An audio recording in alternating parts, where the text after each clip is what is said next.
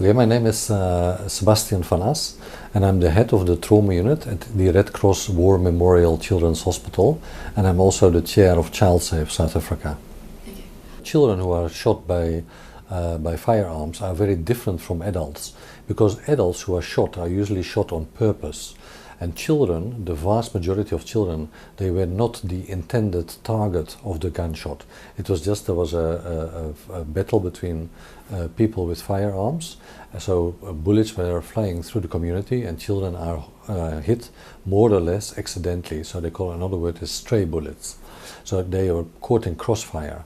So therefore, children who are injured by firearm-related injuries are a measure for the number of gunshots which are taking place in the community. So they are very different from adults. Now, what has been distressing us is that in the last couple of years, we've seen an increase again. There was a very high number of children who were shot in the 90s. In the year 2000, a new firearm bill was accepted in Parliament, and that led to a dramatic drop in the number of children presenting with gunshots to the hospital. There was a drop of almost 70%. So from 2000 to 2010, there was a significant drop from almost 70% in children presenting with gunshots, which means there were a lot less shots fired in the community. What is, however, very distressing at the moment is that the number is going up again. Over the last 20 years, we've treated a total of 385 children under the age of 12, so very young children with gunshots or gunshot-related injuries. So the 385. Over the last 10 years, 163. Over the last 10 years, 3 children died in hospital. We do not know exactly the number of children dying, because the people who are shot and are dead at the scene, they are going directly to the mortuary. So we only know about the children presenting to the hospital. But it's a complete trauma to each child who has been hit by a bullet. We've seen a lot of children who are hit by bullets through the head. We had one just a few weeks ago, a little child, so the bullet went through the head. There was another one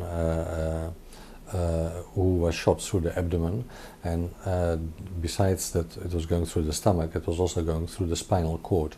So this child, it's a young child, only 8 years old, he will be paralyzed for the rest of his life, not able to walk. So these things are absolute tragedies for the children. A bullet which hit a child basically has got 3 effects. So the bullet has got an entrance wound, it goes in somewhere and it goes out. And of course, all the organs in the area where the bullet went through, they are damaged. And that can be very serious. Also, because of the energy release, there's a cavitation effect. So the bullet, especially if it's a high velocity bullet, it creates a big cavity inside the body. So it's actually not only the area between the entry and the exit wound, but also the whole surrounding area can be severely damaged from the energy impact. And then the third thing, if a bullet hits a bone, so the skull or one of the bones in the limbs, the bullet can fragment into little parts called shrapnel, and also bony splinters can go and spread through the whole body. So it's a complete tragedy. Now, of course, a child who is hit through the head, most of these children will die on impact. If the child is hit in the chest and the bullet goes through the heart or the lungs, also most children will die on impact. If the bullet goes through the stomach, we can often operate the child and try to fix the damage, and that can keep the children alive, but still many of them will have long-term sequelae, so consequences of it. And particularly if a child is shot through one of the nerves or through the spinal cord, it can become paralyzed and have to spend his whole life in an institution or in a wheelchair. If it's gone through the bones or through the abdomen, we can fix it, and these children can physically recover. But we do not know the psychological effects, and I think many of the children who were directly hit by bullets, but not only the children who were hit by bullets, but also the siblings of the child, or the children, the friends of the child and the people in the class, many of them can have nightmares, for instance, for a long period, and their whole life can be affected. So I always say a child who is hit by a bullet it's a life-changing event for the child. He will talk his whole the rest of his life about the time before he was shot and after he was shot. So it really affects a lot of our children and a lot of our communities.